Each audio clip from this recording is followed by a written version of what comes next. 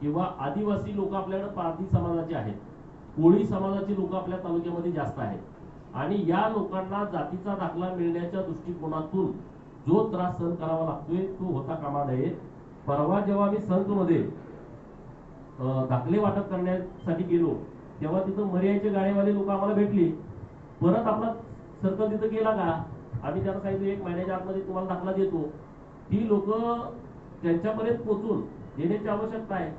तर आता परशुबाई यांची एक सामाजिक संस्था काम करते, त्यांचे 200 दाखले तुमच्याकडे पेंडिंग आहेत, तर येत्या 8 दिवसामध्ये तुम्ही ते सगळं बसून आपण तिथं जाऊ ना सगळ्या लोकांच्या वरती। या लोकांना जर जातीचा दाखला मिळवण्यासाठी आपण मदत केली तर ते त्यांच्या आयुष्यामध्ये स्टँड होऊ शकतात। मुलं आता शिकतायत, एज्युकेटेड मुलं आहेत, नोकरीच्या शोधामध्ये आहेत, तर त्या लोकांना आपण आता 31 ऑगस्टला भटका विमुक्त दिन आहे आणि आपलं राज्य सरकार आता साजरा करणार आहे।